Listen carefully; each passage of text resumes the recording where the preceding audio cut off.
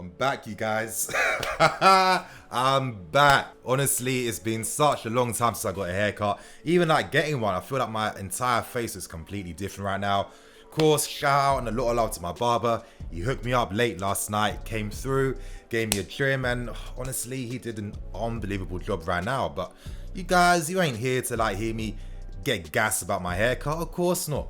You're here to get gas about the latest news coming out from the club. We got some big stories to speak about. I'll be speaking about the latest news surrounding Kai Havertz, Jorginho, and Declan Rice. So this is going to be another jam-packed video. I hope you guys do enjoy. Now let's get the plugs out of the way. Remember, if you are planning on making any club official merchandise purchases, now's the perfect time, my friends. Unbelievable sales. These sales are hot. These sales are fire. If you use my affiliate link in the description, you get access to use my discount code NINI10 to get a further 10% off your order. It's the perfect time. I'm telling you, 60% off, 50% off, 40% off. It's actually nuts right now. You guys are meant to find the links in the description. And of course, before we get into things, my friends, if you like today's video, smash that like button. Help me go over 2,500 likes. And one more thing before we start. We start with the first report, and I think we should speak about the latest surrounding Kai Havertz. Now, I know that all you guys saw the reports coming out on the socials today.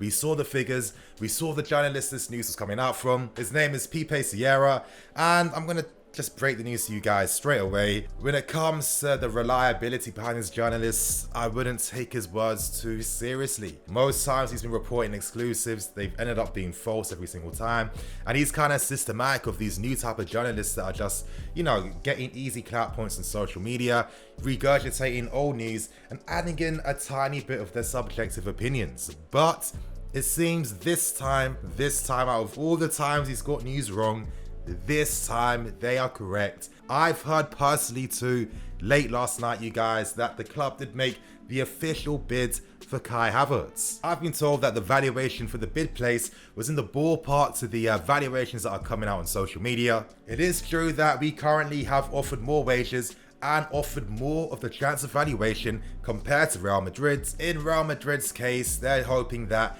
the clout of their club, the historical factor, and just their reputation is going to be enough to entice Kai and persuade him to sign for them. But what I'm hearing, you guys, is that Kai Havertz is very strong and serious about game time and quality of minutes for next season. Kai is very serious about the footballing aspects. He cares about his career. He wants to have the best possible career. He's not too interested about the finances and the money. So in that sense, we do edge Real Madrid when it comes to the finances.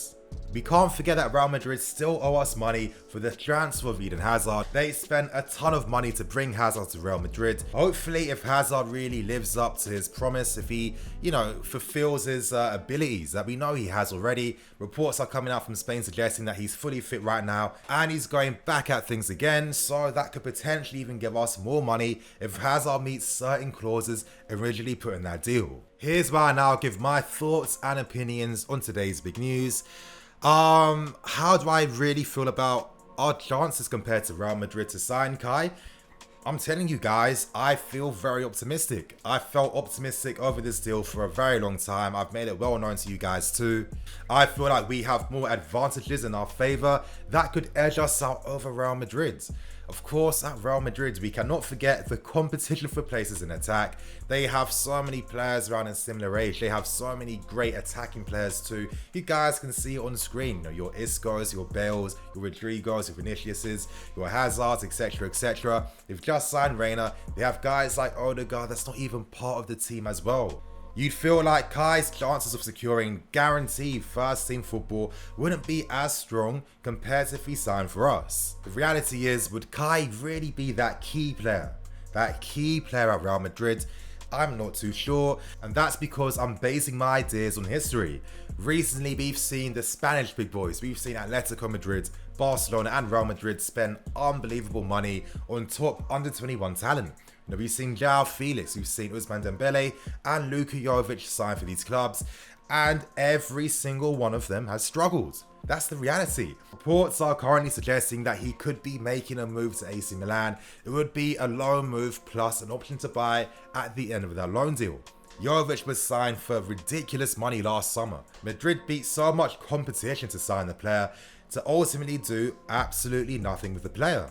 You know, Madrid are a club that they don't necessarily care about the development of a young player in the youth. If you don't perform instantly, you are at a massive risk of potentially losing your place in the following window, where you know that Real Madrid will spend even more recklessly. We've seen two of the brightest talents from the Bundesliga make the step up to La Liga and absolutely struggle in the big club environments. It feels like Madrid don't really have any strong plans for any of their signings they make. If you're Kai Havertz's agent and his team, you know, you're definitely looking at these situations. You're definitely looking at how some of the brightest prospects in the Bundesliga have failed since making that step up to these La Liga clubs. Can you really trust Real Madrid's words? Can you really believe them? They're currently just hoarding all the best young talent, but is there really that vision and idea for them?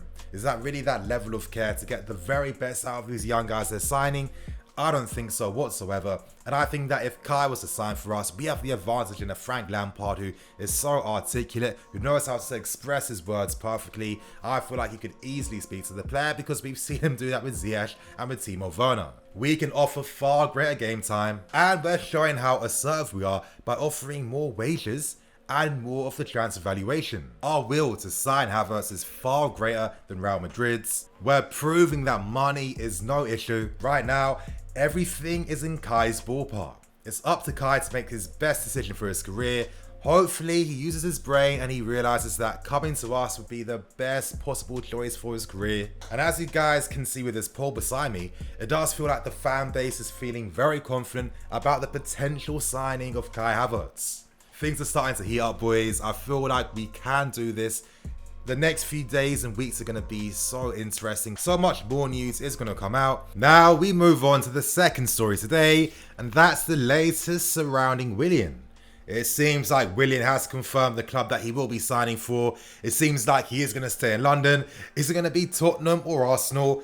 Well, as things stand, it seems like Willian will be joining Arsenal once his current contract extension ends at the end of this restart season. So yes, it seems like Willian seems to have agreed the deal he wants. I'm not too sure whether Willian has got the 3-year deal he wants, or maybe if Arsenal have done something like, we'll give you 2 years plus the option for a further year's extension.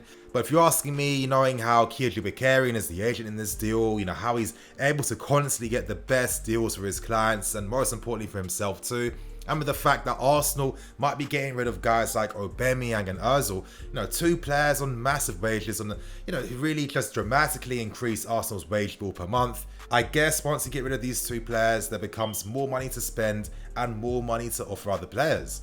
Arsenal right now don't really have the funds to spend. They have no UCL football. Things aren't looking too great for them. And signing for Arsenal allows Willian the opportunity to keep his family happy, stay alongside his investments here, and most importantly, stay in the city. Now, when it comes to the legacy left by Willian, listen, he did the right thing. He didn't sign for Tottenham. I'm sure he'd play even more under Mourinho. I'm sure that Mourinho would have loved to have had him at Spurs, but we can't be singing that Willian Spurs song for God knows how many years, only for him to snake it in the end and sign for them. It just wouldn't sit right with his fan base, and it would be a terrible PR move for Willian. So he did the right thing. We've had a recent history of allowing our players to sign for Arsenal, and we're allowing these guys to leave when they're getting quite old, and of course for Arsenal, they get that short-term quality benefit too. So this deal works out in everyone's favour. It's interesting to know how Willian is going to be moving on too. He has been at this club for a very long time. He feels like he is slowly becoming a bit synonymous with us too. So seeing him playing in Arsenal's kit next season, it's going to be funny. It is going to be interesting. But I do think that he deserves quite a lot of respect, you guys. I think that Willian has been a great team player and servant. You have to understand that when we signed him, he was never signed to be scoring 20 goals per season and creating like 15, 20 assists. He's not that type of guy. Most of the great work Willian has done, it can't be quantified by stats. If you're only going to purely judge a player on a goal scorer and assists, then you are going to set yourself up for disappointment. Willian provides a lot more for the teams he plays for. At Arsenal, I think he is going to improve them. He is going to be that experienced figure they do need. And I'm hoping, and I do think, that the fan base is going to be okay with this move. Willian did respect us by not signing for Spurs, and it seems like Arsenal, of course, do need some reinforcement for themselves. So this deal works out happy for everyone.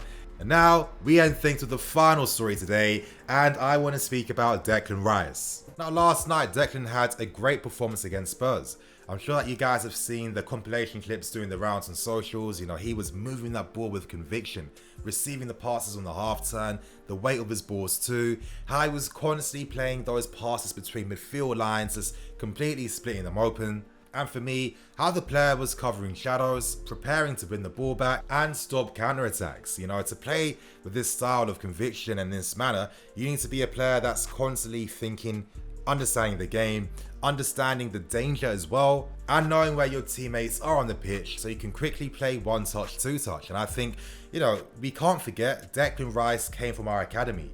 He left at 14-15. He does have that Chelsea DNA inside him, and that explains why he made his debut for West Ham when he was such a young teenager. Stats prove that Declan Rice is getting better every single season.